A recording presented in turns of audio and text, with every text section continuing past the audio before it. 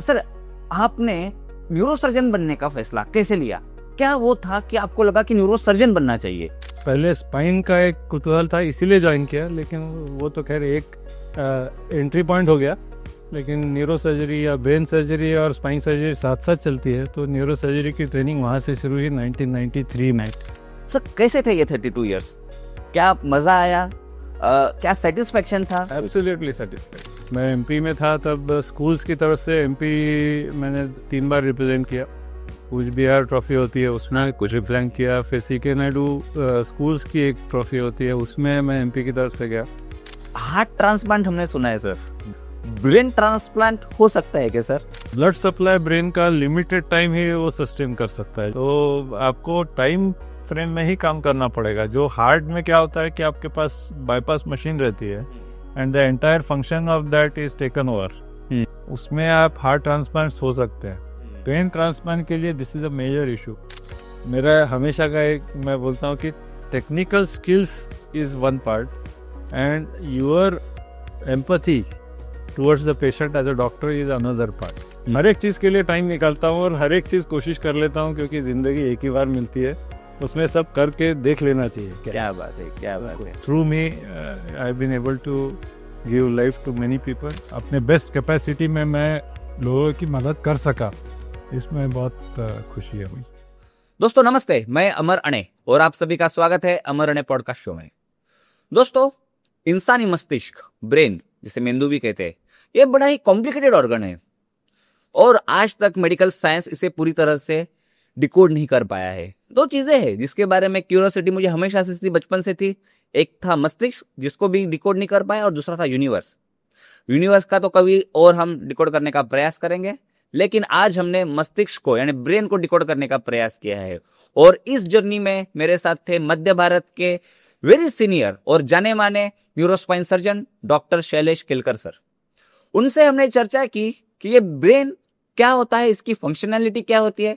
लेकिन इस डिस्कशन के दरमियान सिर्फ ब्रेन को डिकोड नहीं किया, हमने डिकोड किया एक न्यूरोस्पाइन सर्जन के लाइफ को, हमने डिकोड किया एक न्यूरोस्पाइन सर्जन कैसे बनता है। और मेरा हमेशा से और एक मानना है कि जब इंसान कभी इंसानी मस्तिष्क को, ब्रेन को देख लेता है, तो उसका जीवन की तरफ देखने का नजरिया, पर्सपेक्टिव बदलने लगता है। तो क्या डॉक्टर शैलेश केलकर सर के साथ भी ऐसा हुआ था? यह भी हमने जानने का प्रयास किया है।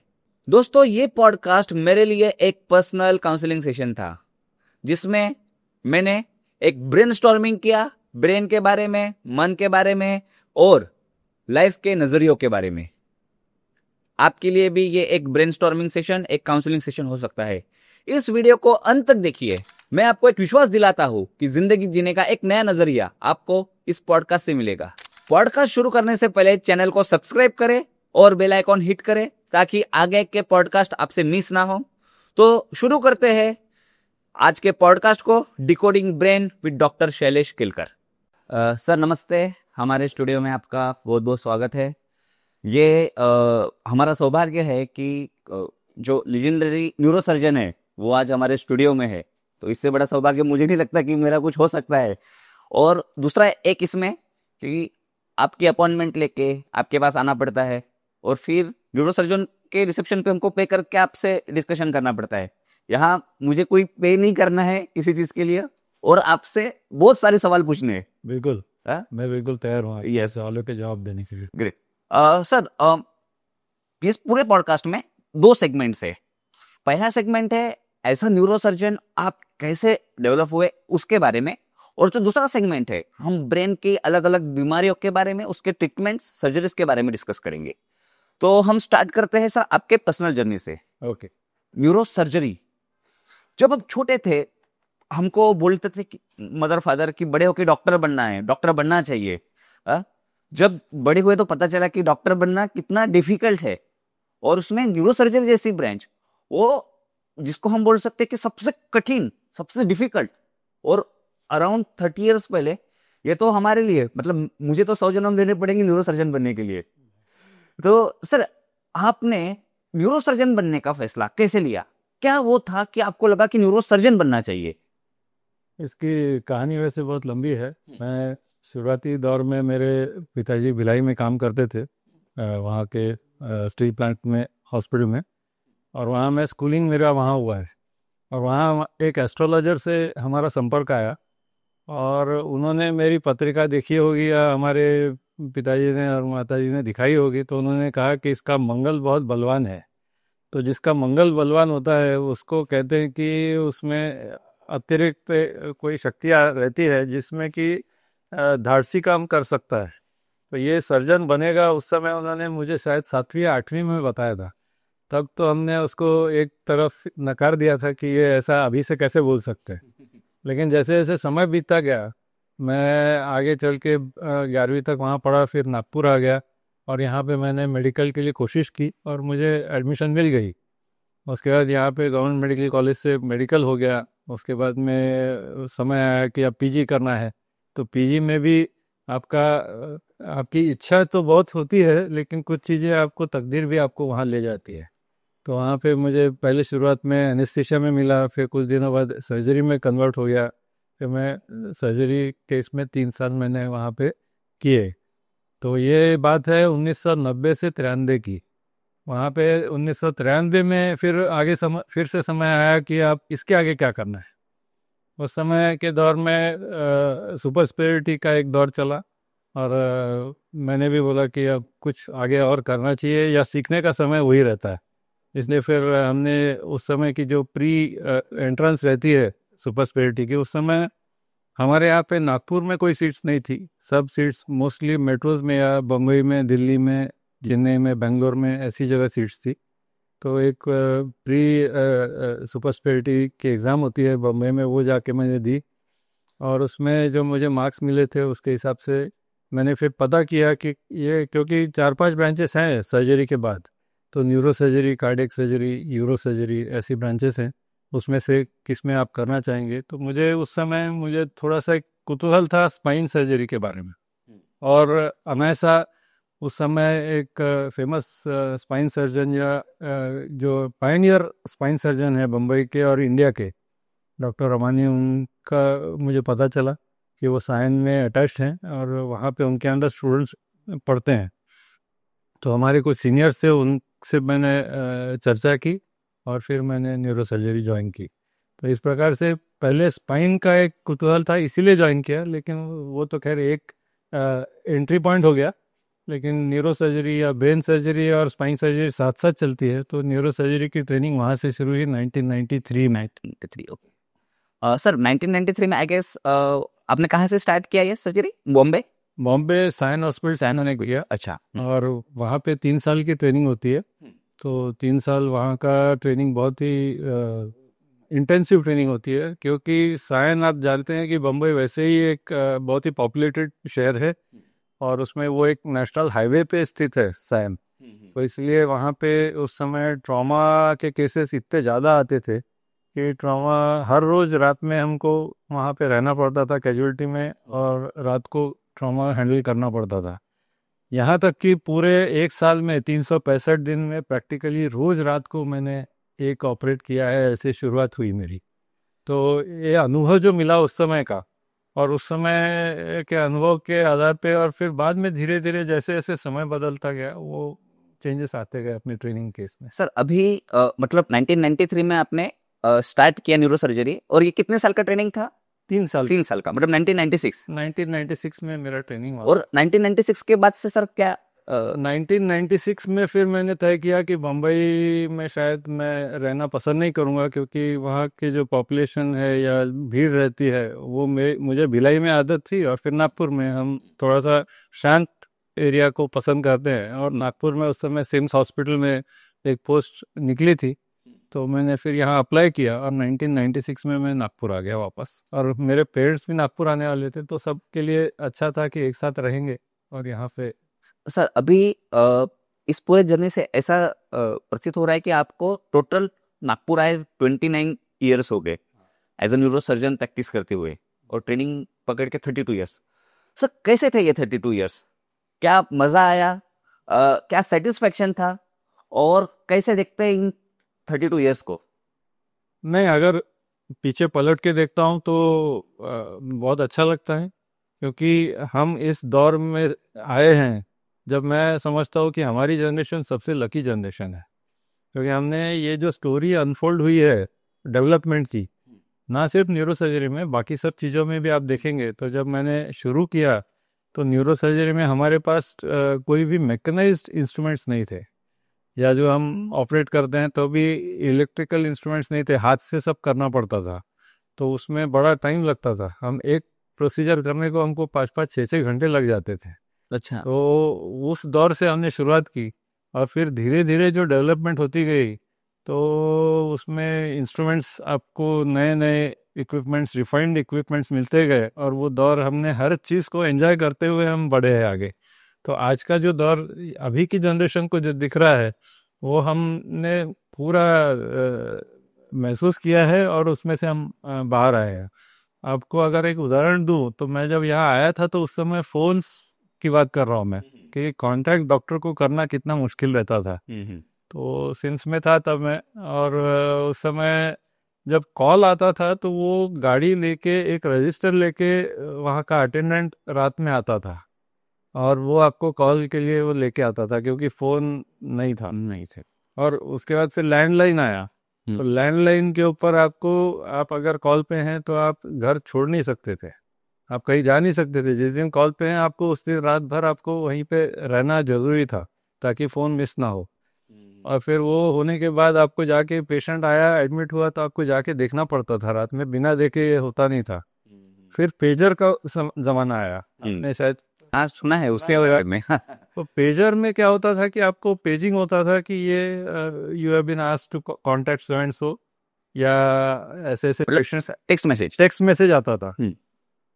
तो वो पेजर हम लेके घूमते रहे, और उसमें मैसेज आने के बाद में जितने आसपास में फ़ोन बूथ रहे, तो वहाँ से फ़ोन करके हम हॉस्पिटल में पूछते थे कि क्या प्रॉब्लम है, क्या नहीं है। तो उससे थोड़ा सा मोबिलिटी इम्प्रूव हुआ। और उसके बाद मोबाइल आया। मोबाइल में भी जो अभी के एंड्रॉयड आपके हैं वैसे नहीं थे, शुरू में आपके वो बटन वाले मोबाइल थे, तो उसमें सिर्फ फ़ोन रिसीव करना, और वो इम्प्रूव हुआ। फिर आपके जो एंड्रॉयड, और तो मतलब जब फोन आए तब कॉल डे के दिन आप इवनिंग में थोड़ा घूम सकते थे। हाँ, घूम सकते थे, और आप फिर आपकी मोबिलिटी इम्प्रूव हो गई थी। आप फिर उसमें चिंता नहीं रहती थी कि आज कॉल पे है, हम जा नहीं सकते, ऐसा नहीं होता था। तो उसके बाद फिर ये जो आज के दिन जो परिस्थिति है, कि आप कहीं पे भी जा सकते हैं, पेशेंट के बारे में आप कुछ भी इंफॉर्मेशन मिल सकता है, वो आपको व्हाट्सएप कॉल करके वीडियो कॉल दिखा देते हैं कि पेशेंट की हालत क्या है। इमेजेस जो होते हैं, सीटी स्कैन या अगर कुछ हुआ तो वो आपको इमेजेस भेज देते हैं। तो लिटरली ये जो टेलीमेडिसिन का दौर चला है अभी, तो इसका फ़ायदा पेशेंट्स को तो हुआ ही है, उसके साथ डॉक्टर्स की भी जो थोड़ी सी मोबिलिटी है, हाँ, उसमें बहुत फ़र्क पड़ा है। ग्रेट। तो जिन्होंने ये पूरे दौर देखे हैं, आप समझ सकते हैं कि हम किस दौर में से ये लेवल तक पहुंचे। तो सर, आपके अभी के कम्युनिकेशन से ऐसा लग रहा है कि यू आर वेरी सेटिस्फाइड, मजा आ रहा है आपको। Absolutely satisfied. Great. सर, अभी बहुत सारे सवाल है इसमें, लेकिन मैं थोड़ा आपके स्कूल लाइफ की तरफ जाना चाहूंगा, कॉलेज लाइफ की तरफ जाना चाहूंगा। सर, आपका फेवरेट स्पोर्ट्स था क्रिकेट। यस। और जहां तक मुझे ये पता है कि क्रिकेट भी आप करियर के तौर पे चुन सकते थे, या फिर ऐसा लगता था कि क्रिकेट में भी आप अच्छा कर सकते हैं। एक इंटरनेशनल खिलाड़ी आपके कैप्टनसी में भी खेले हैं। सर, वो क्रिकेट वाला आप सिनेरियो बताइए, और क्रिकेट से न्यूरो सर्जरी कैसे? एक्चुअली अगर मेरा बचपन देखेंगे तो पढ़ाई की तरफ ध्यान कंपैरेटिवली कम था, और खेल की तरफ। सर, ये एक बार रिपीट कीजिए प्लीज। डॉक्टर्स ऐसा बोल रहे कि पढ़ाई की तरफ ध्यान कंपैरेटिवली कम था। बोला सर, आप बहुत होशियार होंगे स्कूल में। नहीं, क्यों बता रहा हूँ मैं, क्योंकि पढ़ाई के अलावा मैं ज़्यादातर मैं ग्राउंड पे ही देखा जाता था। तो घर वाले भी परेशान रहते थे कि ये क्या करेगा, लेकिन उस समय क्रिकेट का बहुत सवार था, और बहुत गेम्स में इंटरेस्ट था।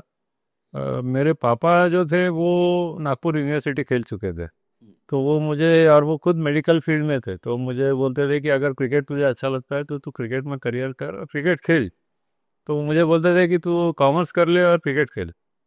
और उस समय ऐसा था कि ओपनिंग्स बैंक्स में और वहाँ पे नौकरी मिल जाती थी, और लोग क्रिकेट खेल सकते थे। तो मैंने भी क्रिकेट में उस समय मेरा ये मैं एमपी में था, तब स्कूल्स की तरफ से एमपी मैंने 3 बार रिप्रेजेंट किया।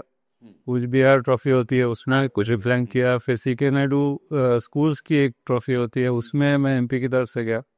फिर 11th में जैसा वहाँ से नागपुर आया मैं, तो 12th तो खैर सवाल ही नहीं था, तो 12th में पढ़ाई में ये किया। फिर फर्स्ट एमबीबीएस में जब था मैं, तब 84 की बात है कि मैं अंडर 22 विदर्भ में रिप्रेजेंट किया मैंने। और उस समय के जो मेरे साथ के खिलाड़ी थे वो कुछ कुछ आगे चल के इंडिया भी रिप्रेजेंट किया। और एमपी की तरफ से भी जो प्लेयर्स में से प्रमुख जो है खिलाड़ी वो राजेश चौहान करके ऑफ स्पिनर हैं, बड़े ही नेक दिल इंसान हैं, हमारे साथ खेले 3-4 साल, वो कैप्टनशिप में भी खेले मेरे, और अभी भी संपर्क रहता है। तो ये सब प्लेयर्स, लेकिन उन्होंने उसको परस्यू किया, जो क्रिकेट आगे वो परस्यू कर सके और वो उसमें आगे गए।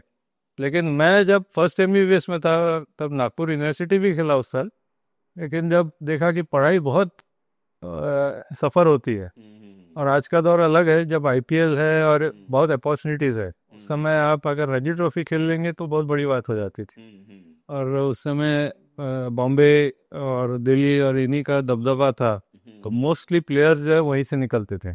तो बॉम्बे, बेंगलोर और दिल्ली, बाकी जगह से जो आज हम देखते हैं कि सब तरफ से प्लेयर्स खेल पाते हैं और सबको ऑलमोस्ट इक्वल अपॉर्चुनिटी है, तो ऐसा दौर नहीं था। तो उस समय मैंने तय किया कि अब क्रिकेट ज़्यादा हम सस्टेन नहीं कर पाएंगे, तो फिर मैं पढ़ाई की तरफ ज़्यादा चला गया और फिर पढ़ाई पर ज़्यादा। तो आपके इस डिसीजन के कारण सेंट्रल इंडिया को एक बड़े अच्छे न्यूरोसर्जन मिले। वैसे भी कह सकते हैं। सर, ये क्रिकेट और न्यूरो इसका ये किया। अभी मैं थोड़ा सर इस जर्नी की बात करूंगा जहां पे आपने प्रैक्टिस स्टार्ट की थी फ्रॉम सिम्स हॉस्पिटल। उस दौर के बारे में थोड़ा आपने इंफॉर्मेशन दिया है कि वो कैसा था, हम किस तरह के पेशेंट्स देखने के लिए कितना जद्दोजहद करना पड़ता था, कॉल्स और वो सब। सर, इस 30 सालों में, 25-30 सालों में आपने other than mobile and communication और क्या चेंजेस आपने देखे हैं हेल्थ केयर सेगमेंट में, क्योंकि आप उसके एक साक्षीदार है, तो ऐसे क्या चेंजेस आप है जो बता सकेंगे, बता चाहेंगे? मेनली जो देखा है कि जैसे टेक्निकल चीज़ें बहुत इम्प्रूवमेंट हुई है। दूसरा, मैन टू मैन या डॉक्टर पेशेंट रिलेशनशिप में भी बहुत फ़र्क आया है। शुरुआत में जो आप कभी कभी बोलते समय लोग बोल देते हैं कि आप तो भगवान हो या भगवान के बाद आप ही हो। शायद वो समय के साथ थोड़ा बदला है, जो नहीं होना चाहिए, ऐसा मेरा मानना है। उस समय पेशेंट्स जो भी आते थे वो ज़्यादा श्रद्धा से आते थे और आपके साथ वो टिके रहते थे, भले ही मतलब पेशेंट का ऐसा होता है कि उस समय एक प्रचलन था कि आपके फैमिली फिजिशियंस की सिस्टम थी, आज वो टूटती जा रही है। वो गलत है मुझे लगता है, क्योंकि एक फैमिली फिजिशियन ऐसा होता है जो घर के बारे में और उसकी बीमारी के बारे में सब कुछ जानता है। तो वो और उसका जो लगाव रहता है उस फैमिली के साथ, वो एक अलग लेवल का रहता था और वो एज ए फैमिली पर्सन आपको सलाह देता था। आज अभी इसमें जैसा इंफॉर्मेशन का जैसे जैसे दौर बढ़ा है, तो आप या मैं या कोई भी पहले गूगल करता है, पता करता है कि मुझे ये प्रॉब्लम्स है तो मुझे किसके पास जाना चाहिए, फिर वो डायरेक्ट उसी के पास चले जाता है।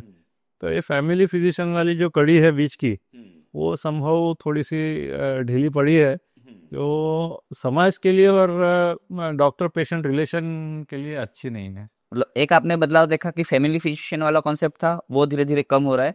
सेकंड, अभी आपने कहा कि गूगल, तो सर गूगल का कितना प्रभाव बढ़ा है इस 25 सालों में? आप देखेंगे कि पहले तो वैसे तो गूगल था ही नहीं। गूगल का एक प्रभाव मुझे जो जान पड़ता है कि हम जब फील्ड में काम करते हैं न्यूरोसर्जरी के, तो हमको स्पेसिफिक चीज़ें मालूम रहती हैं कि इस बीमारी में ये प्रॉब्लम्स हैं और ये हो सकते हैं, और उसके हिसाब से अपना प्लानिंग रहता है। बट गूगल में जब आप वही चीज़ को डालेंगे और आप इंफॉर्मेशन लेंगे तो बहुत ज़्यादा चीज़ें आ जाती हैं और अननेसेसरी चीज़ें आ जाती हैं। कोई चीज़ अगर समझ लीजिए परसेंटेज वाइज अगर एक आध इशू है जो 70% होने के चांसेस हैं और एक आध चीज़ जो है वो 1% होने के चांसेस है, तो दोनों चीज़ें एक साथ आपको सर्व हो जाती है उसमें। तो वो तो उससे डर तैयार होता है। उससे डर भी तैयार होता है और थोड़ी सी मिस इन्फॉर्मेशन भी होती है। हाँ। तो पेशेंट इम्पेशेंस हो जाते हैं। इम्पेशेंट हो जाता है, या तो वो आपके पास आता है तो वो पहले से उसकी धारणा बना के आता है कि ये चीजें हैं, और वो फिर उसको हमको कुछ चीजें समझाना पड़ता है और कुछ चीजें को अंडू करना पड़ता है। मैं होता हूँ कि वो पहले एक धारणा लेके आते हैं, उसको हमको हटाना पड़ता है, तो उसके पीछे भी हमको काम करना पड़ता है। जैसे एग्जाम्पल के तौर पे, अगर अभी भी मैंने गूगल पे सर्च किया कि मुझे सिर दर्द है, क्या हो सकता है, तो उसमें एक शक्यता जो आपने कहा 0.1% भी हो सकती है, लेकिन ब्रेन ट्यूमर है। लेकिन पैरासिटामोल खाने के बाद ठीक हो रहा हो, लेकिन जब मुझे दिखता है कि ये ब्रेन ट्यूमर है और मेरा कंटिन्यूस सिर दुख रहा है, तो शायद हो भी सकता है, ऐसा डर बनता है। इसकी जो मानसिकता है उसका एक उदाहरण, मजेदार उदाहरण है, बता रहा हूँ। जैसा हमारे एमबीबीएस में होता है कि फर्स्ट एमबीबीएस में हमारा एनाटॉमी फिजियोलॉजी सब्जेक्ट्स रहते हैं, और उसके बाद में क्लिनिकल सब्जेक्ट जो है मेडिसिन, सर्जरी, गायनेकोलॉजी और वो सब शुरू होते हैं। तो वो क्लिनिकल सब्जेक्ट्स के बारे में पढ़ना शुरू होता है, और आप वो पढ़ना शुरू करने के बाद हर पेज जब आप पलटते हो तब आपको ऐसा लगता है कि ये मुझे तो नहीं हो रहा। अब पर्टिकुलर चीज, फॉर एग्जांपल, यहाँ पे आप गले के यहाँ पे कुछ कभी कभी गठान लगती है, हाँ। तो वो जो गठान है वो लिम्फ नोड्स होती है, वो नॉर्मल लिम्फ नोड्स होती है। लेकिन जब ये आप पढ़ते हैं उसके बाद में जब आप हाथ लगाते हैं, इधर उधर देखते हैं, तो ऐसा लगता है अरे ये गठन नहीं लग रही है, और ये कहीं फिर सीधा एकदम आप पहुंच जाते हैं कोई कैंसर की डिजीज पे, लिम्फोमा, और ऐसे दिमाग में आने लगता है। तो और रोज फिर उसको देखना, और ऐसा ये चीजें अपने आप, क्योंकि जो आपको फीड हो गया ये कि ये एक चीज है कि यहाँ पे गठान अगर है तो उसमें ये पॉसिबिलिटीज है। जैसा गूगल में आप पढ़ लो कि हेडेक है तो उसके कारण ये भी हो सकता है, ट्यूमर भी हो सकता है, वेस्कुलर भी हो सकता है, ये तो आपके दिमाग में आने लगता है कि ये। लेकिन प्राइमरी कॉजेज जो है वो बहुत ही, आप हर एक पेशेंट का जैसे इन्वेस्टिगेशन के दौर पे हर एक का तो सीटी नहीं करते हो अंदर, हर एक का एमआरआई तो नहीं करते। हेडेक के पेशेंट्स तो हमारे ओपीडी में रोज आते ही हैं। अगर 10 पेशेंट हमने देखे तो उसमें से कम 5 पेशेंट हेडेक के आ गए, तो हर एक का तो सीटी और एमआरआई नहीं करते ना। लेकिन सिम्टम्स की जो उसको इवेल्युएट करके किस में जरूरत है, कौन से पॉइंट पे जरूरत है, वो रहता है। लेकिन आजकल प्रेशर भी बहुत रहता है पेशेंट्स की तरफ से, क्योंकि वो पढ़ के आते हैं, तो वो बोलते हैं कि ये करा लो, क्योंकि उनको नेगेटिव रिपोर्ट मिलने से भी खुशी होती है। सर, इसमें अभी आपने एक तो मतलब दो जो बताए, फैमिली फिजिशियन, गूगल, एक ना टेक्नोलॉजिकली जानना है कि 3 सालों में न्यूरो सर्जरी में क्या टेक्नोलॉजी विकसित हुई, कितनी एडवांसमेंट तक हम पहुंचे हैं आज की तारीख में। मैं शुरुआत में जैसे बताया कि जब सूर्य के ट्रेनिंग के दौरान हम करते थे तो हमारे पास मैकेनाइज्ड थे ना, ये जो क्रेनियोटॉमी बोलते हैं, तो उसको स्कल ओपन करने के लिए बरहोल करना पड़ता है, छोटा एक होल करना पड़ता है, उसको ज्वाइन करना पड़ता है। तो उसके लिए इंस्ट्रूमेंट्स आते थे, वो मैकेनिकल करना पड़ता था। बरहोल, हर एक बरहोल अलग से हाथ से करना पड़ता था। जैसे वो कारपेंटर गिरमिट फिर होता है ना, वैसे ही ये करना पड़ता है, और उसको फिर ओपन करके फिर वो बोन फ्लैप उठाना पड़ता है। तो वो उस समय का दौर था। उसके बाद में मैकेनाइज्ड जो इंस्ट्रूमेंट्स आए, क्रेनियोटोम बोलते हैं उसको, उससे आप डायरेक्ट, वो गन रहती है, उससे आप डायरेक्ट खोल कर सकते हो, और उसको ज्वाइन करने वाला क्रेनियोटोम रहता है। तो वो आपकी जो प्रोसीजर को 1.5 घंटा लगता था वो 10 मिनट में हो जाती है। अरे बाप रे। तो आप टाइम पीरियड देख सकते हो, और उसमें एनर्जी कितनी लगती है, आपको फिजिकली कितना एफर्ट करना पड़ता है कि क्रेनियोटोमी ओपन करने को। तो ये 1.5 घंटा तो हमारा वैसे ही वो 15-20 मिनट पे आ गया। तो ये जैसे बदलाव जो है धीरे धीरे करके न्यूरोसर्जरी में, उसके बाद में नेक्स्ट बदलाव कौन सा आया, तो इमेजिंग में आया, सीटी स्कैन, एमआरआई, और इसका जो और कॉमन पब्लिक को जो इसका फायदा मिलने लगा, उसके कारण डायग्नोसिस और डेफिनेटिवनेस जो आया ट्रीटमेंट में, वो इसके कारण आया। तो वो प्लानिंग पार्ट जो है, जैसे मैं पहले बोलता कि पहले के दौर में हम तो बोलते हैं कि जो पहले के न्यूरोसर्जन्स थे शुरुआती दौर में, वो उनके साथ में क्लिनिशियन को अंदर ओटी में लेके ऑपरेट करते थे कि पर्टिकुलर एरिया कहाँ है, क्या है, कहाँ सेफ है, नहीं है। तो ये सब सीटी स्कैन, एमआरआई आने के बाद में उसका दौर बदला, तो उसमें ये जो प्लानिंग हुई, डेफिनेटनेस ज़्यादा है। उसके बाद जो इक्विपमेंट वाइज ड्रिल सिस्टम्स आए, microscope is a very big thing.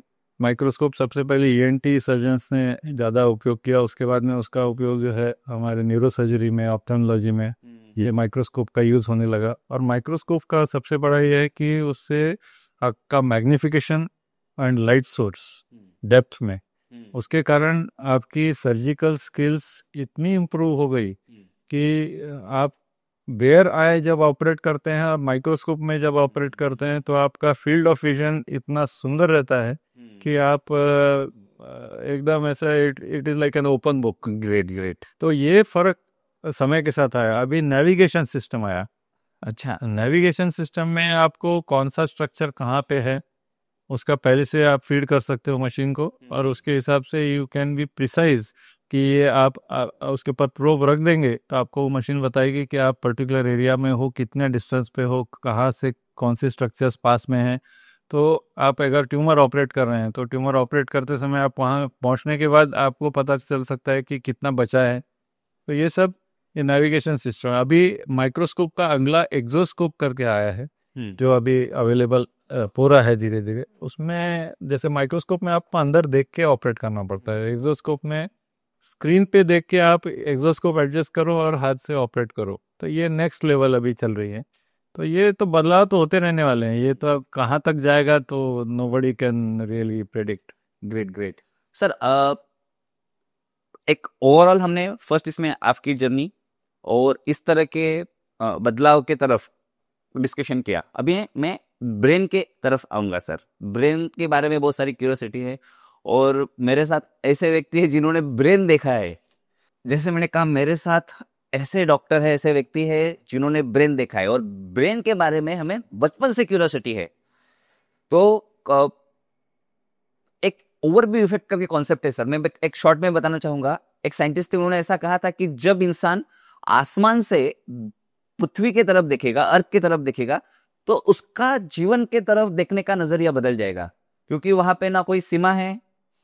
सब मतलब जो भी हम देख रहे हैं वो सारी मैनमेड सीमाएं हैं, मैनमेड लाइन से कुछ भी नहीं है। तो ह्यूमैनिटी का जो कॉन्सेप्ट है वो और अंदर से निखर के आएगा।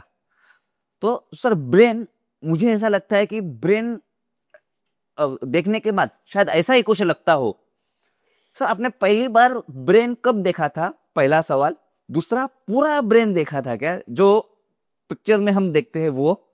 और ब्रेन देखने के बाद आप में कुछ बदलाव हुए थे क्या? कुछ ऑब्जर्वेशंस आप बताना चाहेंगे? सबसे पहली बार ब्रेन जब मैंने न्यूरोसर्जरी ज्वाइन की तभी देखा था। और जब देखने के बाद आपने जो बहुत ही सुंदर उदाहरण दिया कि जब ऊपर से आसमान से आप जब देखते हैं तो सीमाएं नहीं दिखती। ये भारत है, ये जो भी अभी तो पाकिस्तान का चल रहा है, तो पाकिस्तान है, बांग्लादेश है, ये तो कोई वहाँ पे लाइन दिखती नहीं है। वैसे ही आप जब ब्रेन का ये ओपन करते हैं क्रेनियोटॉमी करने के बाद में, तो ब्रेन एक ही समान दिखता है सब तरफ। लेकिन उसमें जो एरियाज़ हैं पर्टिकुलर, अब इसमें हमारे न्यूरोफिजिशियंस का, न्यूरोसर्जन्स की जो अथक प्रयत्न रहे हैं इतने सालों से, पिछले 100 साल की हिस्ट्री है, 100-150 साल की हिस्ट्री है। तो इसी में ये सब इतना डेवलप हुआ है। तो उन्होंने तय किया कि हम इसका अध्ययन करेंगे और कौन सी तरफ किसका है। जैसा हम हमेशा बोलते हैं कि left side is the dominant lobe, तो ब्रेन के लेफ्ट साइड में आपके फंक्शन जो हैं डोमिनेंट साइड के रहते हैं, और हाथ और पैर के भी अपोजिट साइड रहते हैं। तो वो पर्टिकुलर एरिया डिफाइन होता है, तो हम उसके लिए सरफेस मार्किंग करते हैं। जैसे ऊपर में स्काल के ऊपर सरफेस मार्किंग होता है कि ये एरिया से ये एरिया में ये मोटर स्ट्रिप है। तो उसमें सर मतलब थोड़ा ना और डिकोड करना चाहूंगा, थोड़ा टेक्निकल से सिंपल। मतलब जैसे अभी आपने कहा मोटर के या फिर यहाँ पे सरफेस मार्किंग होती है, मतलब हम दो चीजें, पहला तो ब्रेन बना किस चीज से है, वो एक आप ये सब ये करते बताएंगे। लेकिन सर ये बताते वक्त ये थोड़ी सी टेक्निकल टर्म्स है, वो अगर सिंप्लीफाई करके बताएंगे तो और नहीं, तो जब आप ब्रेन को देखते हैं और एक्सपोज करते हैं तो ब्रेन एक ही जैसा दिखता है, पिंकिश कलर का रहता है। उसमें जैसे ऊपर नीचे जैसे ये रहता है, उसमें उसको बोलते हैं सल्कस गायरस बोलते हैं। तो ऊपर का हिस्सा जो रहता है उसको बोलते हैं गायरस, और नीचे जो अंदर में जाता है वो सल्कस। तो ऐसे छोटी छोटी पहाड़ियाँ जैसे साथ में अगर आ जाए तो जैसे लगेगा वैसा वो ब्रेन का स्ट्रक्चर दिखता है। सर और अखरोट भी ऐसे दिखता है? अखरोट जैसा दिखता है, अखरोट एक बहुत ही सही उसका उदाहरण हो सकता है। हाँ। तो अखरोट जैसा दिखता है, उसमें फिर जो सप्लाई करने वाली ब्लड वेसल्स रहती हैं वो बीच से जाती हुई दिखती है। तो लेकिन वो देख के आपने मुझे पूछा कि आपको क्या लगा, क्या लगा? यस। ऐसा लगा कि ये मतलब एक अपॉर्चुनिटी मिली है, भगवान ने अपने को अपॉर्चुनिटी दी है कि ऐसा भी दिन मिले, क्योंकि सामान्यतः हर आदमी को ब्रेन देखने भी नहीं मिलेगा। और न्यूरो सर्जरी लिया है इसलिए मुझे ब्रेन देखने मिल रहा है। और हम बहुत सारी चीज़ें बातें करते हैं कि दिमाग ऐसा रहता है, वैसा रहता है, आपका दिमाग ऐसे काम करता है, लेकिन एक्चुअली प्रैक्टिकली जब आप उसको देखते हो तो यू आर रियली अमेज्ड कि ब्रेन ऐसा दिखता है। तो सर ये सवाल पूछने का एक मोटो भी ऐसा था कि जो भी अभी हम दुनिया देख रहे हैं, जो भी ह्यूमन एक्सप्रेशंस अभी हमें दिख रहे हैं in the form of technology, in the form of society, ये सारी उस ब्रेन की उपज है। और मतलब जो झगड़े भी हो रहे हैं हमारे, युद्ध वॉर भी हो रहे हैं, वो भी वही से आ रहे हैं, ब्रेन से। ऐसे एक्चुअली वही है कि जो आपकी धारणाएं बनती हैं उसके लिए जो कोई इनपुट्स जा रहे हैं आपके, वो इनपुट्स आपके जो इंद्रिय हैं, सेंसरी ऑर्गन्स हैं, उसमें से ही जा रहे हैं। उसका कंप्यूटेशन जो होता है अंदर में, it is like a computer. तो उसका कंप्यूटेशन जो होता है वो ब्रेन में ही हो रहा है। और उसके बाद में जो जितनी इन्फॉर्मेशन आ रही है उसको आप कंप्यूट करके उसमें से जो कुछ आपके विचार बनते हैं वो भी उसी से हो रहे हैं। फिर उसका आउटपुट जो है वो भी आपका ब्रेन उसको कंप्यूट करके उसका आउटपुट देता है। इट मे बी फिजिकल और मेंटल, वॉट एवर। तो ये it is like computer only. Sir ये अभी हम ब्रेन के फंक्शन के तरफ अगर आप बता सकेंगे शॉर्ट में कि ब्रेन एग्जैक्टली काम क्या करता है? ब्रेन का मैंने जैसे बताया कि एक इनपुट सोर्स है और एक आउटपुट सोर्स है। तो इनपुट में आपका, फॉर एग्जांपल, आंखों से आप देख रहे हैं तो हर चीज़ जो है आपके अंदर गैदर हो रही है, उसका इंफॉर्मेशन गैदर हो रहा है। आप यहाँ पे हम बैठे हैं तो आप सामने मुझे बैठे हैं तो ये मुझे ब्रेन को वहाँ से जो ये इंफॉर्मेशन जा रही है विजुअल पाथवे के थ्रू, तो वो ब्रेन मेरा उसको कंप्यूट करता है। वैसे ही आप जो बोल रहे हैं वो कान से इट इज गेटिंग ये।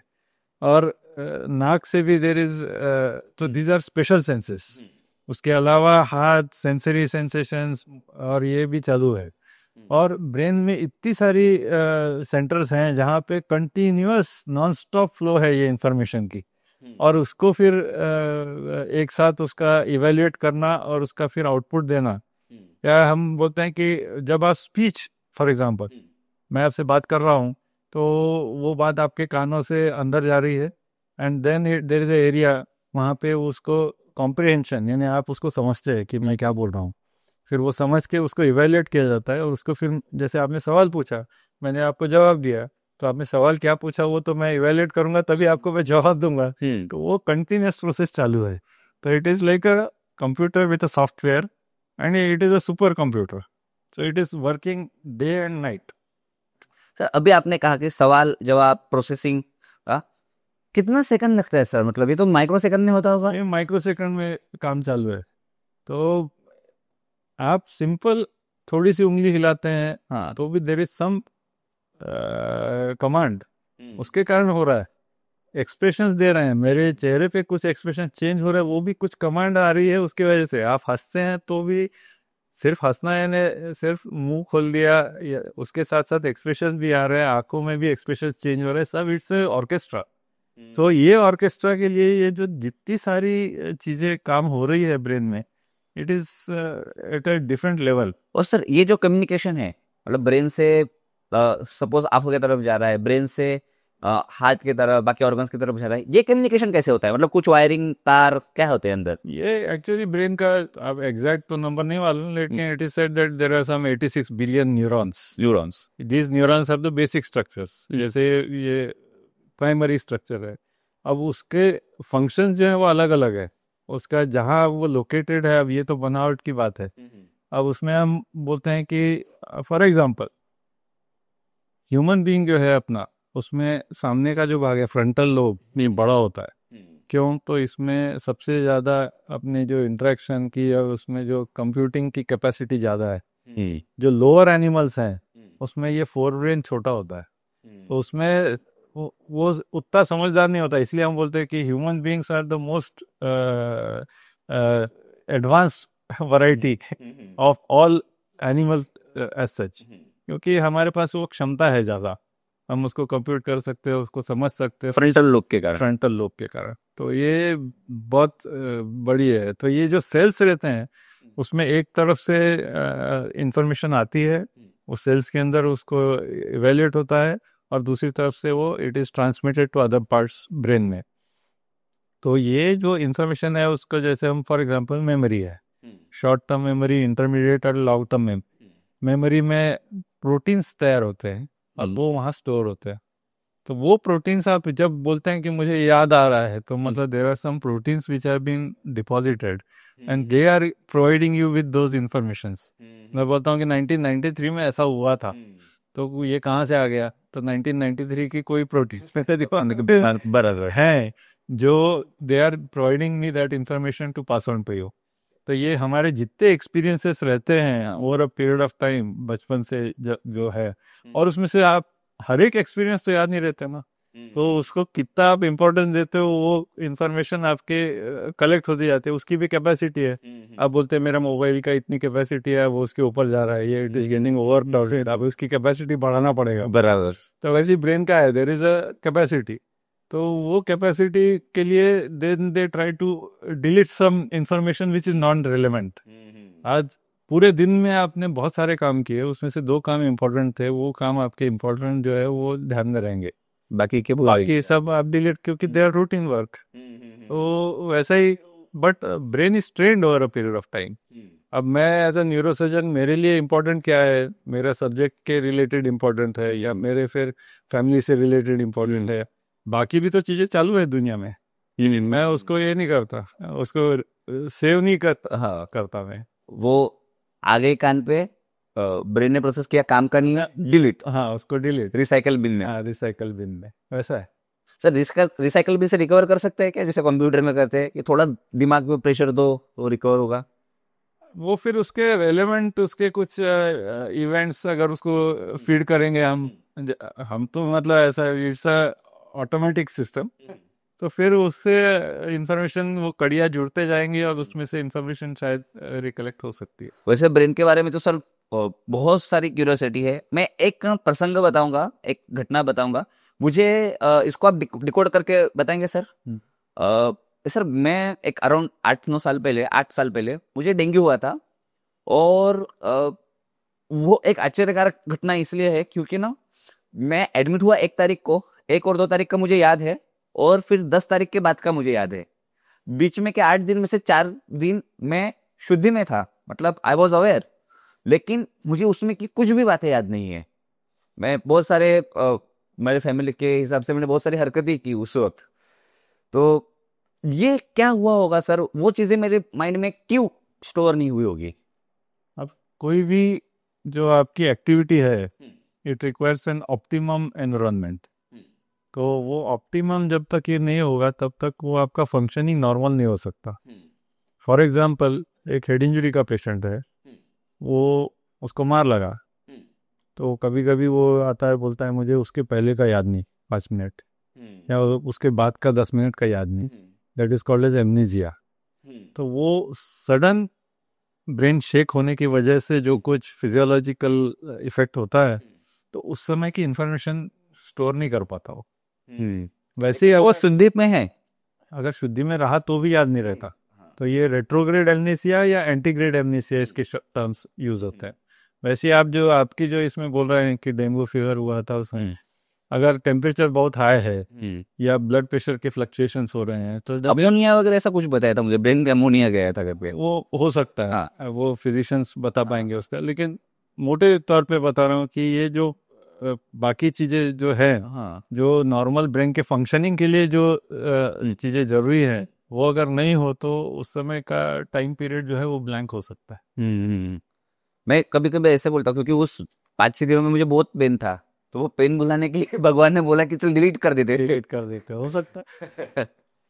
सर मतलब ये टर्म जिसने मूवीज में दिखाते हैं कि याददाश्त जाना, यानी स्मृति भ्रंश, एग्जैक्ट टर्म आप बता पाएंगे? याददाश्त जाना जिसको बोलते हैं, मतलब वो सच है, जा सकती है याददाश्त पूरी?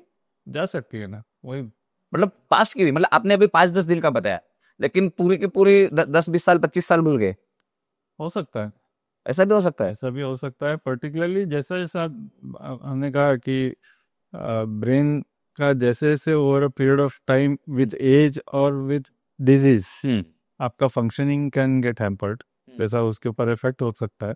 और एज के साथ जैसा हम कहते हैं कि जो नर्व सेल्स हैं उसकी ये कम होती जाती है लेवल, मतलब काउंट जो है वो कम होते जाता है। मैं अपन बोलते हैं कि 86 billion neurons to start with, लेकिन विथ एज कम होते जाते हैं, इसीलिए फिर उसकी कैपेसिटी कम होने लगती है। तो डिमेंशिया एक जो प्रॉब्लम है कि याददाश्त कम होने लगती है। अभी 55-60 के एज के बाद में थोड़ा ये प्रॉब्लम्स आने लगते हैं। तो वो अब किसको कितने आएंगे, that's a question of how much the brain is used. तो ये हो सकता है, पर्टिकुलरली मेडिकल इश्यूज किसके हैं, जो ब्लड प्रेशर, डायबिटीज और बाकी भी इश्यूज हैं, हर चीज़ का इफेक्ट जो है वो फंक्शनिंग पे होता है, सिर्फ ब्रेन के नहीं, बाकी सब हर एक सेल के ऊपर। तो it is ageing is a process which is not centric, it is a पूरा जनरल इफेक्ट होता है। ब्रेन पे जो इफेक्ट होता है वो बहुत ज़्यादा दिखता है। सर अभी हम चीजें भूलते हैं, लेकिन जो इम्पोर्टेंट काम जो है सांस लेना, ये कभी हम नहीं भूलते। ऐसा क्यों होता है, मतलब ऐसा क्यों होता है, मतलब नहीं होना चाहिए, लेकिन इसके पीछे क्या है? ये जो है आपके जो बेसिक फंक्शंस हैं, सांस लेना, ये यू कैन ओनली कंट्रोल कि आप इसकी सांस की लेंथ बढ़ा सकते हैं या कम कर सकते हैं voluntarily, but all systems are set. Heart जो है वो आप ये नहीं कर रहे, हार्ट की तो बीट्स अपने आप चल रही है ना, वो भी ऑटोनोमिक सिस्टम से चल रही है। सांस की भी जो सिस्टम वो भी चल रही है। वैसी रेटिकुलर एक्टिवेटिंग सिस्टम रहती है जिससे कि आप होश में हैं, उसके लिए भी तो कोई सेल्स काम कर रहे हैं। तो वो जो है वो काम कर रही है। जब आप सोते हैं तो उस समय वो रेटिकुलर एक्टिवेटिंग सिस्टम जो होता है वो थोड़ा सा शांत हो जाती है, तब आपको नींद आती है। तो वैसे ही ये ऑटोनॉमिक जो स्ट्रक्चर्स हैं ब्रेन में, they are working irrespective of you are wanting it them to work और नॉट। सर अभी हमने डिस्कस किया इसमें ब्रेन डिसीजेस के बारे में। आपने बताया कि ब्रेन डिसीजेस कुछ है जो फंक्शनिंग अफेक्ट करती है ब्रेन के। सर एज अ न्यूरोसर्जन आप कौन से ब्रेन डिसीजेस ट्रीट करते हैं, पहला, और दूसरा कौन से ब्रेन डिसीजेस आज के तारीख में हमें सोसाइटी में ज्यादा दिखने को मिलते हैं? अभी ब्रेन डिजीजेस में जब हम बात करेंगे तो मेरे as a neurosurgeon yes. Head injury is primary issue which we deal, क्योंकि हेड इंजरी अब हमारे सब जो वातावरण बदल रहा है, ट्रैफिक है, इश्यूज हैं, उसके कारण हेड इंजरी के पेशेंट बहुत रहते हैं। And that is a man made calamity obviously, कि हमारे कुछ आदतें हैं जो लोगों की खराब हैं, उसकी वजह से ये होता है और वी लूज यंग पेशेंट्स। जो पर्टिकुलरली ओल्ड पेशेंट्स नहीं आते इसमें, यंग पेशेंट्स ही आते हैं। दूसरा जो हमारे प्रैक्टिस में देखा जाता है वो ब्रेन ट्यूमर्स रहते हैं। तो ब्रेन ट्यूमर्स का फिर से कौन से हिस्से में इन्वॉल्वमेंट है उसके हिसाब से ब्रेन ट्यूमर्स रहते हैं। जो malignant and non malignant tumours brain के रहते हैं, मतलब कैंसरस और नॉन कैंसरस? कैंसर और नॉन कैंसर वाले ट्यूमर्स रहते हैं, वो लोकेशन के हिसाब से उसके इफेक्ट्स रहते हैं। तो जो हमारा डायग्नोसिस होता है वो क्लिनिकल बेस पे कौन सा पार्ट इन्वॉल्व हुआ है और उसके कारण उसके जो क्या इफेक्ट हुए हैं उसके हिसाब से हम उसको क्लिनिकल ये करते हैं। उसके बाद में आजकल इन्वेस्टिगेशन तो है ही, सीटी एमआरआई है, उसके आप कर सकते हैं। उसके बाद वैस्कुलर डिजीजेस रहते हैं, कुछ ब्रेन के अंदर ब्लड वेसल्स हैं, उसमें बलून जैसा एक स्ट्रक्चर तैयार हो जाता है, कंजेनाइटल होता है, जब पैदाइशी होता है, बट कभी कभी ब्लीडिंग हो जाती है तो उसको हम एन्यूरिज्म बोलते हैं। तो एन्यूरिज्मल ब्लीड बोलते हैं। फिर मोस्ट इम्पॉर्टेंट इज आज के दौर में जो ब्लड प्रेशर बढ़ने से ब्लीडिंग होता है, हाइपरटेंसिव ब्लीड्स ब्रेन के अंदर।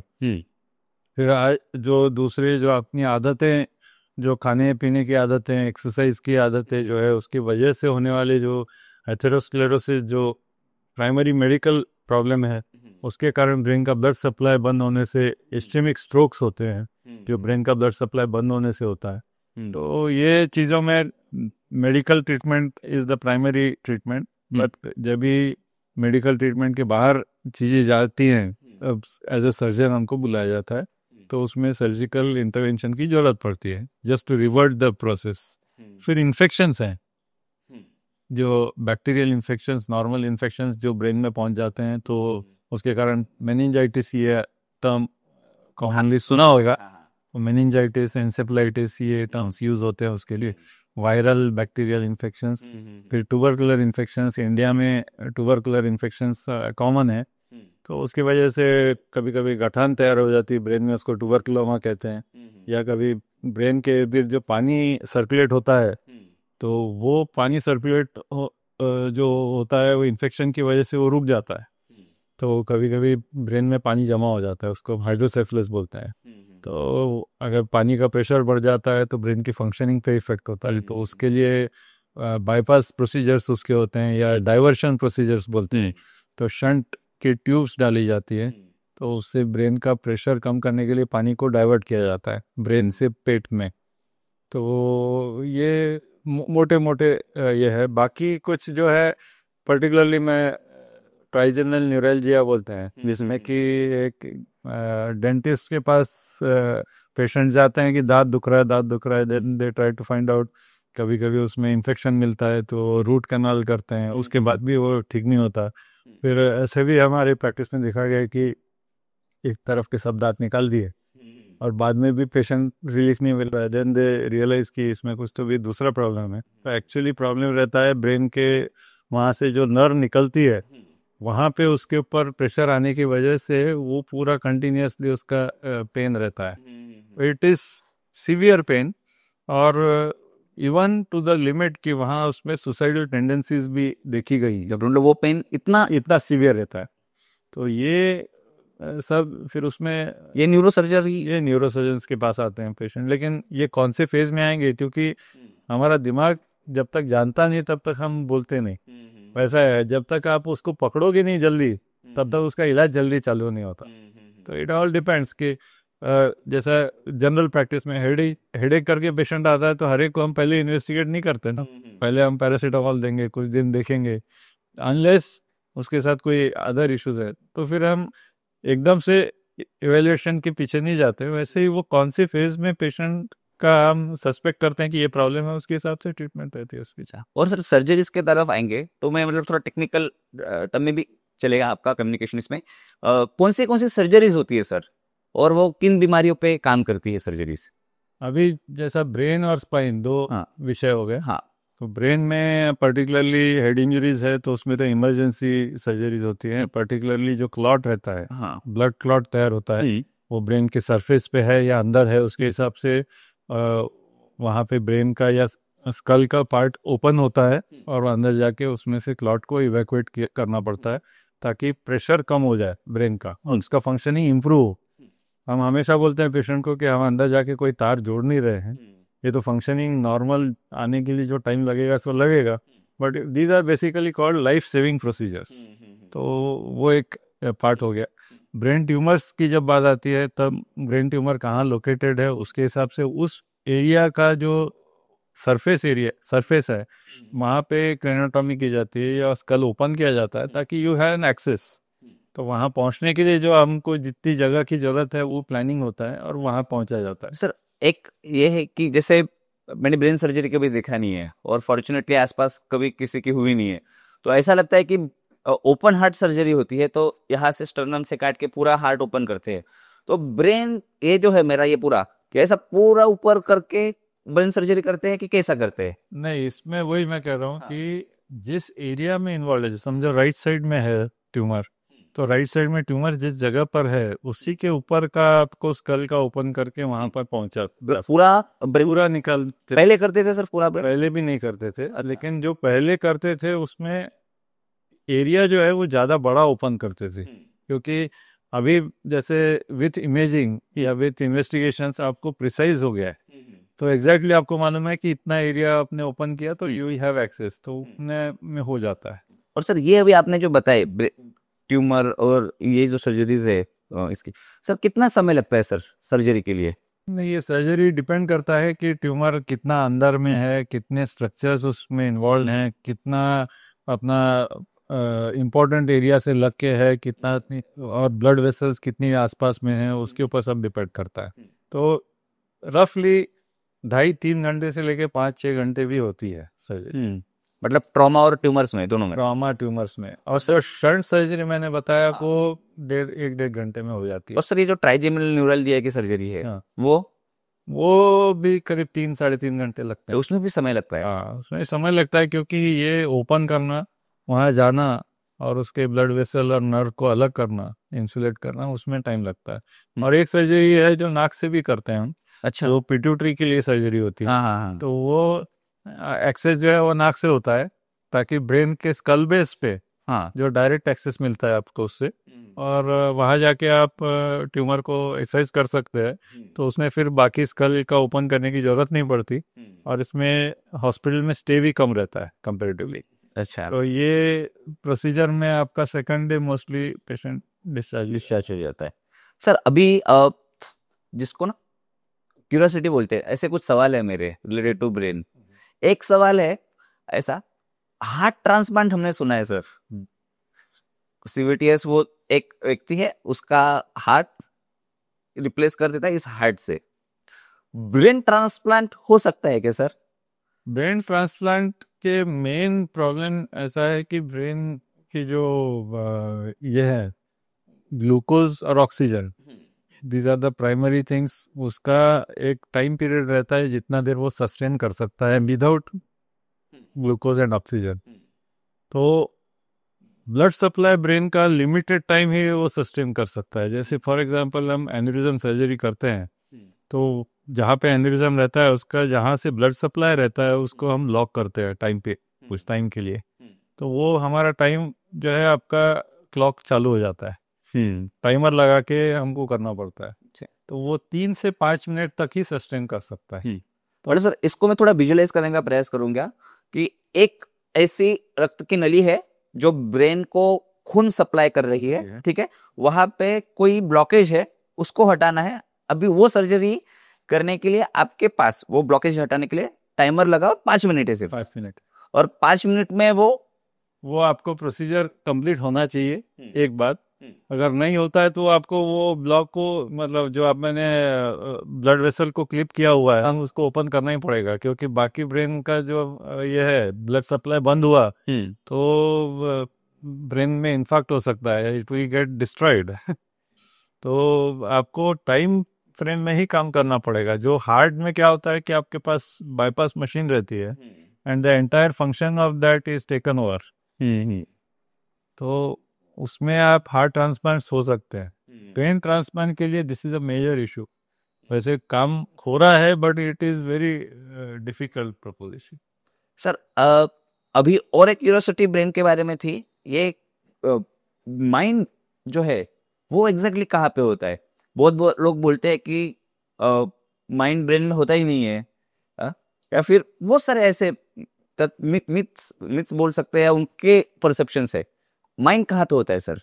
ये माइंड कहाँ होता है इसका तो मुझे लगता है किसी को भी इसके बारे में जानकारी नहीं होगी, क्योंकि इतना कॉम्प्लेक्स है ये कि आदमी का ब्रेन दिखता है, ब्रेन के फंक्शनिंग एरियाज दिखते हैं, लेकिन माइंड क्या सोच रहे हो आप, आपका continuous there is a process going on, और आज सोचने का कोई सेंटर स्पेसिफिक ऐसा कोई नहीं। तो इट इज इन एंटायरिटी। आप माइंड का कोई पर्टिकुलर लोकेशन अभी तक मुझे नहीं लगता किसी को पता चला है।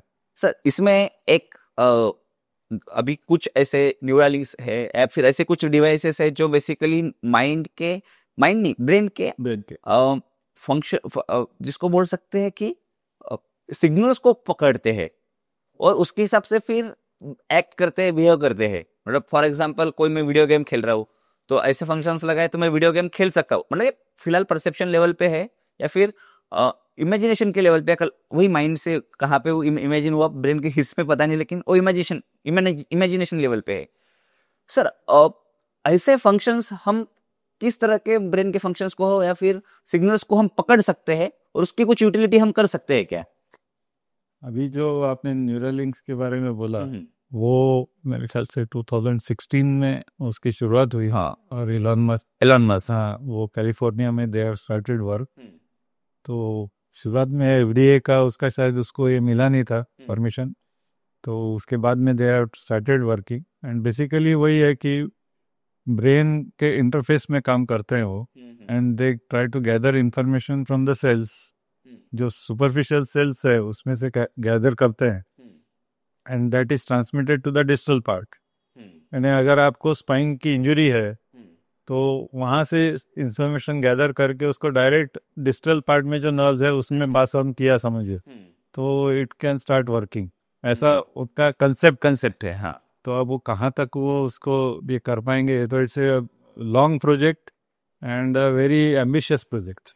तो वो कितना कर पाएंगे वो देखना पड़ेगा, समय के साथ हो सकता है ये भी हो जाए, क्योंकि हमने बहुत सारी चीज़ें ऐसी देखी है जो पहले हम सोचते थे कि नहीं होंगी लेकिन हो जाती है।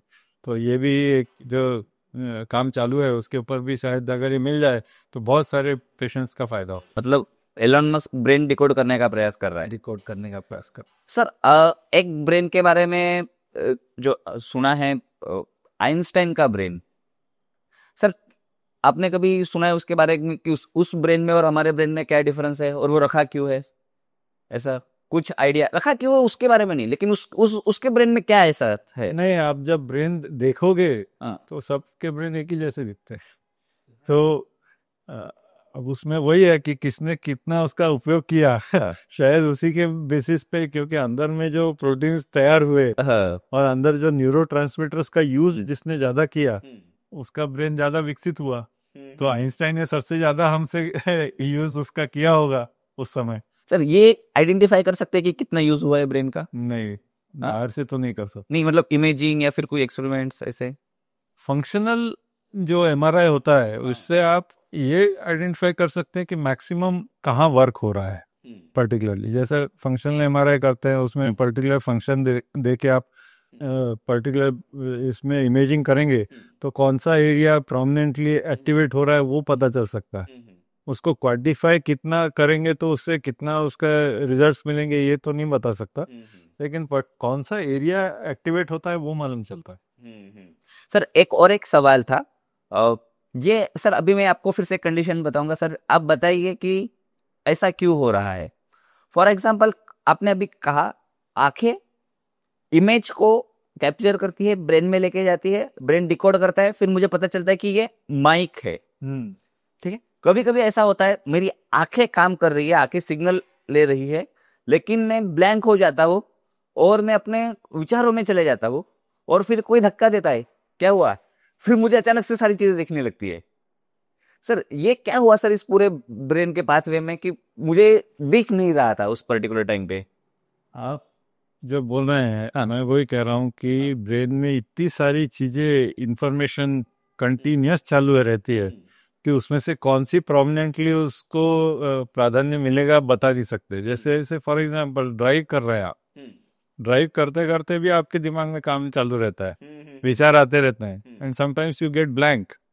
आप चलाते समय ऐसा लगता है कि एकदम से सडनली वेक कि अरे क्या हो गया। तो that is how it works.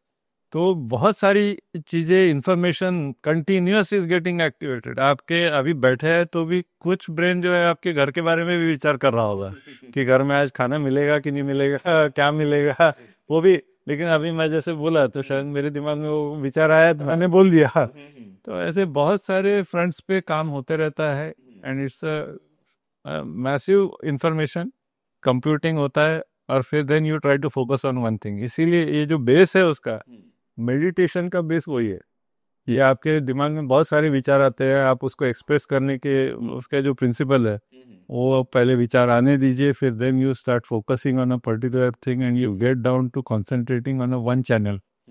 ये मेडिटेशन का प्रिंसिपल है। तो उसको फिर ब्रेन को ट्रेन करने का तरीका है कि आपका कंसंट्रेशन बढ़ाना और आपके ब्रेन को शांत करना, क्योंकि ये सब ऑर्केस्ट्रा जो चल रहा है दिमाग में वो कहीं ना कहीं आपको थका देता है। नहीं, एग्जैक्टली। तो it has to get rest. तो मेडिटेशन हो गया, या योगा में एक योग निद्रा करके एक चीज है, हाँ। तो that is again another way of giving rest to the brain. तो आपको शांत करता है, बॉडी में जितना तनाव है ब्रेन में जितना तनाव है उसको it tries to specify that.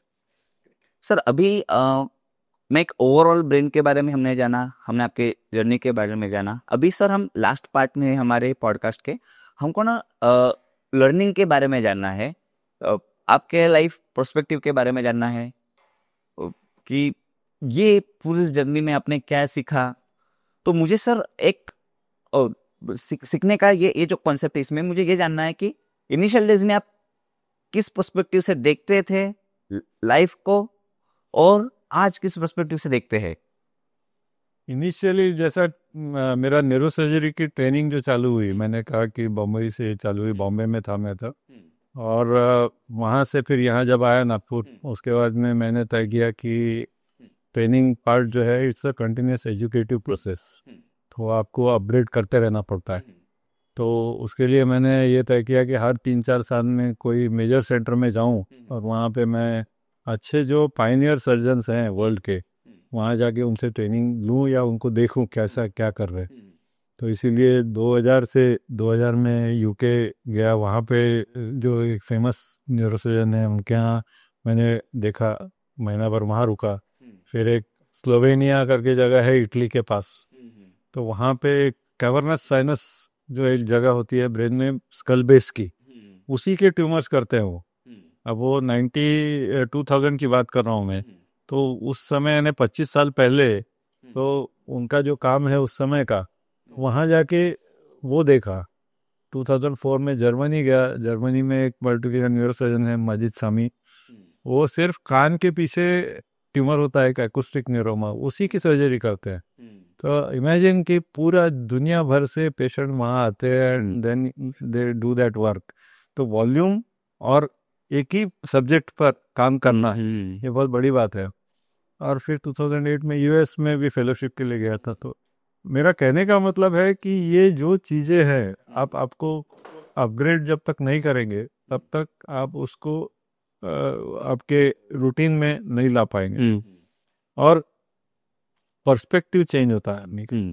मेरा हमेशा का एक, मैं बोलता हूँ कि technical skills is one part and your empathy towards the patient as a doctor is another part.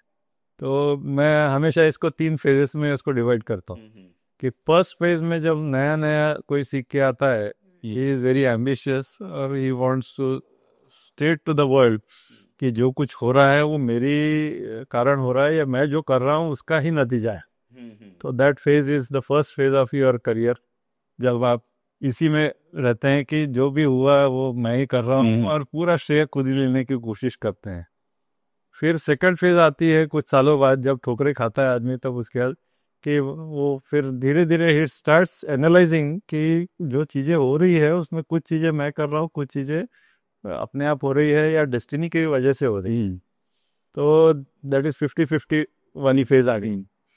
और उसका जो नेक्स्ट फेज आता है, when you say that you are a mature person as a surgeon और as a person, तब उस phase में आप बोलते हैं कि आपने अपना काम बिल्कुल सही तरीके से करना है, जो रिजल्ट रहेगा उसे एक्सेप्ट करना है, उसमें से जो भी अच्छी या बुरी चीज़ें हैं उसका कम ज़्यादा जो भी होगा उसको लेके आपको सीखना है और आगे बढ़ना है। तो then you start to incorporate many things.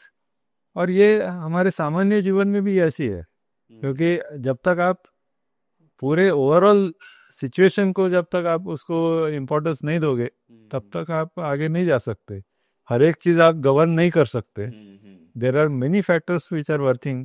तो आपके रिजल्ट में भी वैसी है न्यूरोसर्जरी में, और आपके सामान्य जीवन में आपको अगर बैलेंस्ड लाइफ जीना है तो it has to have all components which are in right proportion. जैसे आप खाना खाते हैं तो सब्जी में नमक ज़्यादा हो गया तो क्या होता है आपको मालूम है, अगर तीखा भी ज़्यादा हो गया तो आपको क्या होता है मालूम है। तो इट स्पॉइल्स द गेम। तो it has to have all the factors in optimum percentage so that it brings out more अच्छी चीज़ें जो है उसमें से बाहर निकल के आती है। तो ये सामान्यतः मेरा मानना है कि हर एक के जीवन में होता है, कोई पहले सीख जाता है, कोई लेट सीखता है या कोई सीखता नहीं। तो ये तो अब आदमी के ऊपर है। तो बट मेरा मानना है कि ये जितना जल्दी सीख ले और he is at peace with himself and with the society. Sir अभी आज की तारीख में भगना मतलब कंपटीशन चल रही है, कॉम्पिटिटिव वर्ल्ड हो गया है। मुझे डॉक्टर्स के कंपटीशन के बारे में उतना पता नहीं है, लेकिन शायद वो सोचते होंगे कि आज 2 सर्जरी किया तो कल 5 करना है, परसों 10 करना है, ऐसे कंपटीशन हम कर रहे हैं। सर इस कॉम्पिटिटिव वर्ल्ड में वर्क लाइफ बैलेंस आपके कुछ सिद्धांत आपने मुझे एक बार बताए थे सर, वो आप एक बार बता पाएंगे कि इस कॉम्पिटिटिव वर्ल्ड में कैसे रहना चाहिए? मुझे फैमिली की तरफ भी ध्यान देना है, मुझे मेरा जीवन भी अच्छे व्यतीत करने के लिए मुझे ये सब प्रपंच करना है, तो ये कैसे बैलेंस करेंगे सर?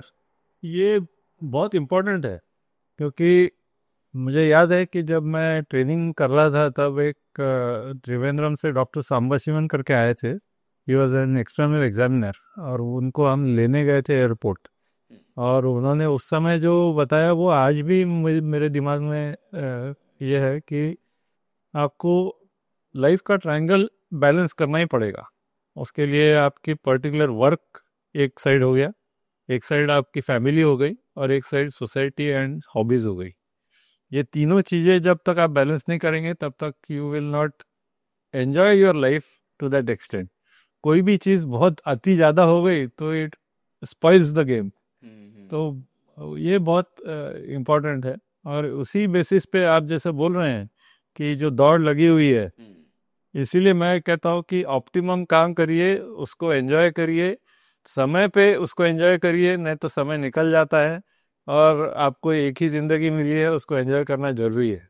आप बोलेंगे कि मैं जैसा करियर वाइज कुछ डॉक्टर्स को देखता हूँ कि उनको अपना काम बढ़ाना रहता है, उसके लिए दिन रात लगे रहते हैं, फैमिली की तरफ भी थोड़ा सा ध्यान नहीं रहता, बाकी भी एंजॉयमेंट की तरफ ध्यान नहीं रहता, हॉबीज़ की तरफ ध्यान नहीं रहता। तो ये सब करके by the time they end come near their end of the career बहुत सारी चीज़ें छूट जाती है। और आपने मुझे लगता है कि जो एप्पल के हॉब्स है ना, क्या नाम है, स्टीव जॉब्स, वो उनका मैंने कुछ पढ़ा था कि in his last days he had expressed कि मैं अभी जो बेड पे पड़ा हूँ और बहुत सारी चीज़ें मेरी छूट गई, और ये जो फीलिंग है वो नहीं आना चाहिए। इसीलिए आपको पर्टिकुलर एज में, फॉर एग्जांपल आप यंग एज में ही आप ट्रेकिंग कर सकते हैं, यंग एज में ही आप पहाड़ चढ़ सकते हैं और वहाँ की खूबसूरती देख सकते हैं। आप अगर ओल्ड एज में बोलेंगे कि मैं 50 साल में पैसे कमा लूँगा और उसके बाद जाऊँगा, तो फिर आपको 4 लोग लगेंगे उठा के ले जाने के लिए तो वो वैसे नहीं हो सकता। तो इसीलिए अब मैं जहाँ जहाँ फेलोशिप्स करने गया वहाँ पे भी वो कंसेप्ट बहुत ही जोरदार तरीके से मुझे इम्प्रिंट हुआ मेरे पर, क्योंकि यूएस में मैं जहाँ गया था वहाँ पे एक डॉक्टर रॉबर्ट स्पेजलर करके थे, वैस्कुलर से वर्ल्ड रिनाउंड एन्यूरिज्म सर्जरीज की मैक्सिमम सीरीज है उनकी। Is a German doctor settled in USA, but fitness आप उनका देखेंगे, he was 70+ at that time. वो पूरा ग्रैंड कैनियन चढ़ना उतरना, साइकिल से ये करना, मैराथन भागना, उसके लिए वो टाइम निकालते थे और फिटनेस उस लेवल का था। तो आपको पैरेलली सब बैलेंस करना है, तो उसमें फिर मजा। सर एक फैमिली, ये पॉइंट है इसलिए पूछता हूँ, डॉक्टर्स के फैमिली को क्या सेक्रीफाई करना पड़ता है, ये थोड़ा आप बता पाएंगे?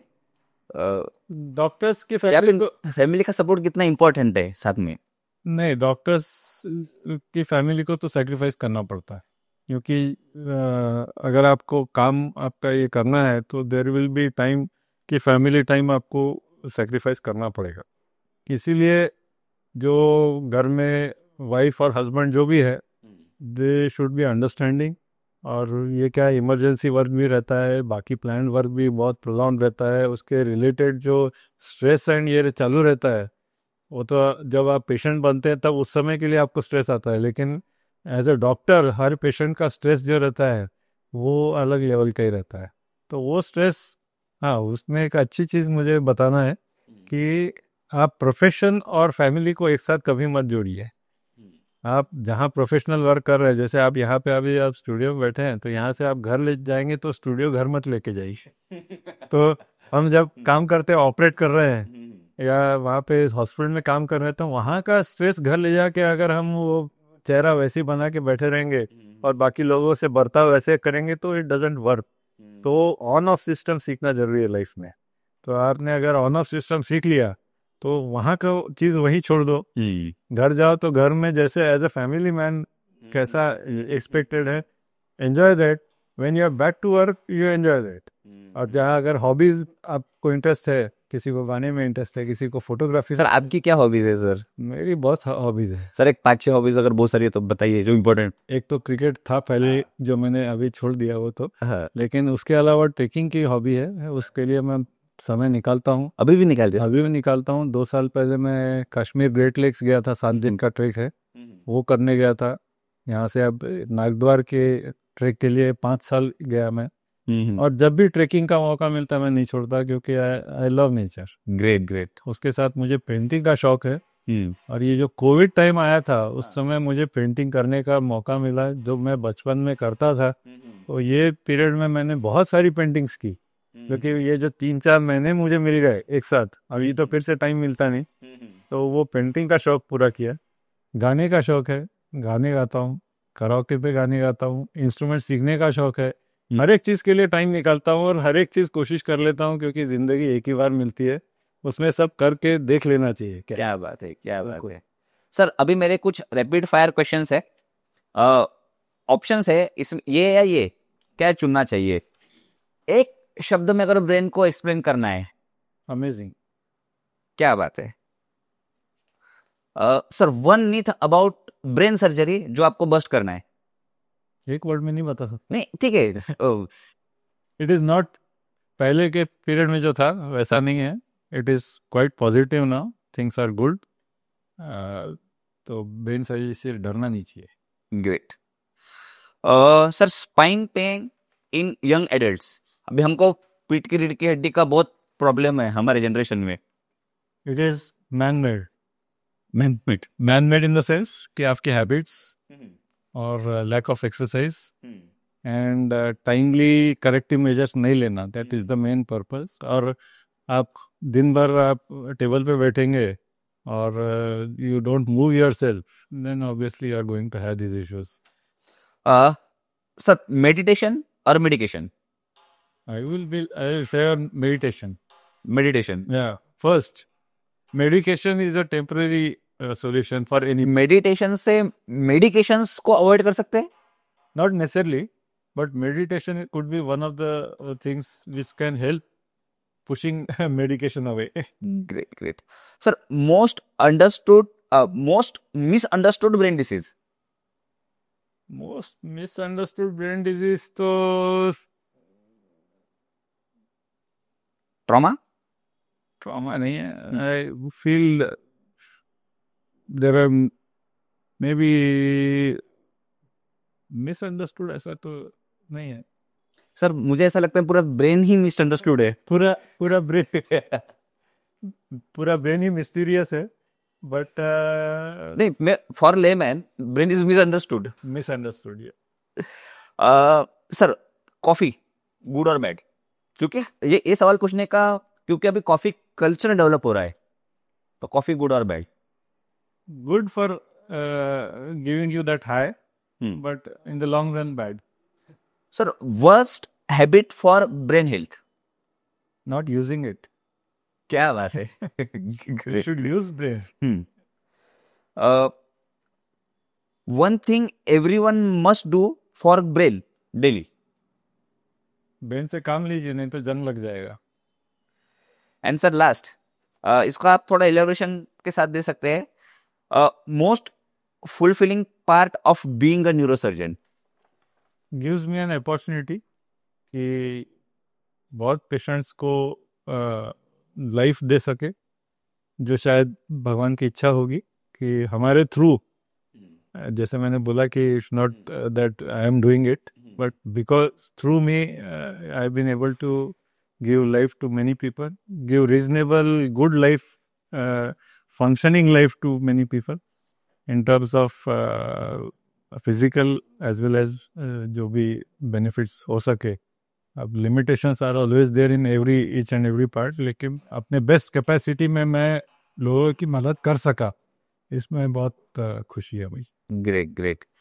सर अभी बस लास्ट सेगमेंट में मैं 2-3 सेगमेंट्स, सॉरी, मैं कुछ लोगों के लिए आपके ओपिनियंस पूछना चाहूंगा। आप पेशेंट्स के लिए आपका ओपिनियन, या फिर आप पेशेंट्स को क्या कहना चाहेंगे? नहीं, पेशेंट्स के न्यूरो सर्जरी के बारे में जो है कि जब भी हम कोई बीमारी के बारे में बात करते हैं तो उसकी लिमिटेशंस को समझना बहुत ज़रूरी है। मैं हमेशा बोलता हूँ कि जब ब्रेन सर्जरी कर रहे हैं तो हम कोई पार्ट बदल के दूसरा पार्ट नहीं डाल रहे हैं। आप जब गाड़ी का ऑटोमोबाइल और इससे कंपेयर करेंगे तो आप बोलते हैं कि मैं ऑटोमोबाइल इंडस्ट्री में वहाँ पे गए, हमने उसका स्पार्क प्लग ख़राब हो गया है, जो भी पार्ट ख़राब हो गया उसको हमने चेंज कर दिया, सब ठीक हो गया। यहाँ पे दैट इज़ नॉट पॉसिबल। यहाँ पे you are taking a mid path, जहाँ पे हम प्रॉब्लम को ऑप्टिमली सॉल्व करने की कोशिश कर रहे हैं, तो वो पहले से समझ के करना चाहिए। आज की तारीख में पेशेंट्स की एक्सपेक्टेशंस जो हैं वो ऐसी रहती है कि हर पेशेंट ठीक हो जाए, तो वो तो हो नहीं सकता। जो आदमी यहाँ पे आया है उसको कुछ ना कुछ प्रॉब्लम्स रहते हैं, उसमें से बेस्ट पॉसिबल ट्रीटमेंट की जाती है, लेकिन देर आर लिमिटेशंस जो एज ए न्यूरोसर्जन भी हम समझते हैं, वो पेशेंट्स को भी समझना चाहिए, ताकि जो रिजल्ट जो मिले वो we are on the same page. क्योंकि एक्सपेक्टेशन तो पेशेंट के रिलेटिव्स की रहती कि पूरा 100% ठीक हो जाए, लेकिन neurosurgeon should also be very clear about it कि ये हम इतना ये हम अचीव कर सकेंगे और ये नहीं कर सकेंगे। ये पहले से बताना ज़रूरी है और उनको समझना ज़रूरी है। तभी हम जो क्वालिटी ऑफ लाइफ की बात करते हैं पेशेंट्स की, वो हम उस लेवल तक दे सकेंगे, और it will put to ease कि बहुत सारी एंजाइटी क्रिएट होती है उससे, और उससे डॉक्टर पेशेंट रिलेशनशिप में जो फ़र्क आता है उसको हम एड्रेस कर पाएंगे अगर we are very clear and उस चीज़ को हम अच्छे से करें तो। और सर लास्ट, अपकमिंग न्यूरोसर्जन्स के लिए आप क्या कहना चाहेंगे? अपकमिंग न्यूरोसर्जन्स के लिए द चैलेंजेस आर मोर, जैसा क्योंकि we are driven by the present day, दौड़ में लगे रहते हैं, तो मैंने बताया कि जो बैलेंस लाइफ है उसके पीछे थोड़ा सा ध्यान देना चाहिए और अच्छा काम करना चाहिए, एंजॉय करना चाहिए लाइफ और फैमिली के साथ। मैं हमेशा बोलता हूँ कि आपके घर में बच्चे रहते हैं, उनके साथ उनके समय में अगर आप टाइम नहीं दे पाएंगे तो बाद में वो बच्चे भी आपको पूछेंगे नहीं। तो यू हैव टू इन्वेस्ट। आप सिर्फ पैसे जैसे इन्वेस्ट करते हैं so that it will help you at the time of retirement, वैसे relationship is also one aspect where you have to invest at particular time which will reap those benefits at a appropriate time. Great. वो हमेशा मेरा मानना है कि as a neurosurgeon हो या as a human being हो, you have to invest in relations, तभी आपको उसके बेनिफिट्स मिलेंगे। और आप अगर जैसा न्यूरोसर्जरी में स्किल्स पे इन्वेस्ट करेंगे तो ऑब्वियसली आपको उसके बेनिफिट्स मिलेंगे। आप नई चीज़ें सीखेंगे तो आपके स्किल सेट्स बढ़ेंगे, तो आपके रीच बढ़ेगी, आपका काम बढ़ेगा। तो सर ये था, आज के एपिसोड में हमने जाना ब्रेन न्यूरोसर्जन कैसे बनते हैं, और ओवरऑल जिसको हम बोल सकते हैं कि डिकोड करने का प्रयास किया ब्रेन को। सर नेक्स्ट एपिसोड्स में, आगे वाले एपिसोड्स में हम ब्रेन इस विषय को और डीप में समझने का प्रयास करेंगे, ब्रेन से रिलेटेड जो डिसीजेस है और उसके ट्रीटमेंट्स को और डीप में समझने का प्रयास करेंगे with symptoms and all. Sir आज के एपिसोड्स में मैंने खुद बहुत एंजॉय किया, मजा आया। नहीं, मुझे बहुत मजा आया। तो मुझे लगता है कि यही जो हमारे वाइब्स है ये हमारे व्यूअर्स तक पहुंचेंगे, जरूर पहुंचेंगे। आज यहाँ आने के लिए और समय देने के लिए बहुत बहुत धन्यवाद, और जल्दी मिलेंगे सर सेकंड एपिसोड में। बिल्कुल अमर जी, आपके साथ काम करने में बहुत मज़ा आया, और आगे भी ऐसे ही मज़ा आए, और यही मकसद लेके मैं ज़िंदगी में चलता हूँ, तो मज़ा आएगा ही आएगा। Great, thank you sir. है ना।